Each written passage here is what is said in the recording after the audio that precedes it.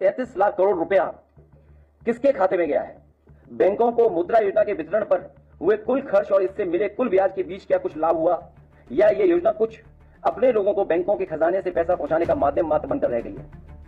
मुद्रा योजना, उसके लगभग 10 साल पूरे हो रहे हैं और 10 साल में इस योजना ने कोई खास ठोस प्रभाव समाज में और अर्थव्यवस्था में नहीं छोड़ा है। यह मुद्रा योजना नहीं, यह झुट्टा योजना बनकर के रह गई है।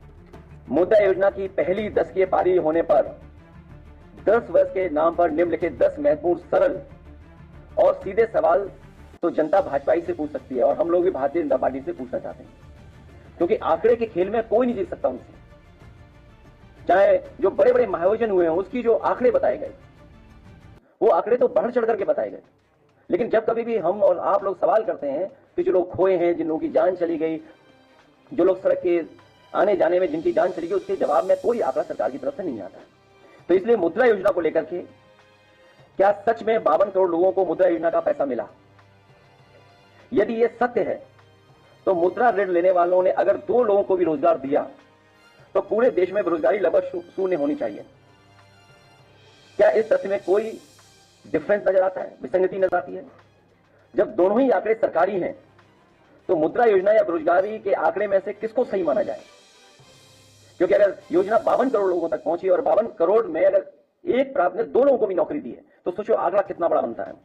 मुद्रा योजना में लोन लेने के रूप में बांटा 33 लाख करोड़ रुपया किसके खाते में गया है? या बांटा नहीं गया, 33 लाख करोड़ रुपया बांटा गया। क्या इन खातों की कभी जांच परख या लेखा परीक्षण या कहीं ऑडिट हुआ है? क्या इनके द्वारा समर्थित या शुरू हुए उपक्रमों में कभी लाभ कमाया और दिखाया गया हो?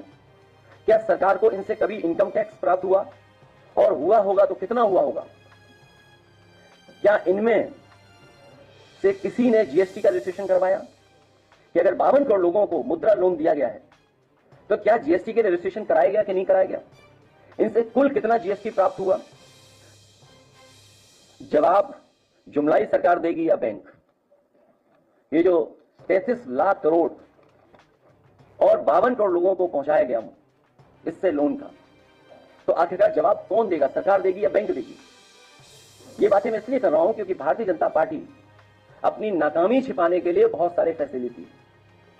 अपनी हर योजना की नाकामी छिपाने के लिए कम्युनल रास्ता अपना रही है, कॉन्स्टिट्यूशन को खत्म कर रही है, लोकतंत्र की परवाह नहीं कर रही है, कानून की परवाह नहीं कर रही है। और एक बात और मैं कहना चाहता हूं कि अगर राम जी या सुमन जी के साथ कोई घटना होती है या समाजवादी पार्टी के नेता के ऊपर किसी तरह की कोई घटना होती है तो उसके लिए जिम्मेदार कोई दूसरा नहीं, मुख्यमंत्री खुद जिम्मेदार होंगे। कहीं कोई घटना हो रही है, अगर किसी को किसी तरह की अपमान भी होता है तो कि जिम्मेदार अगर कोई है तो मुख्यमंत्री खुद जिम्मेदार हैं, क्योंकि वही बढ़ावा दे रहे हैं। जिस तरीके से हिटलर के जमाने में ट्रूपर्स होते थे, उसी तरीके से इन्होंने एक हिडन अंडरग्राउंड फौज तैयार की है जो समय समय पर लोग अपमानित कर रही है।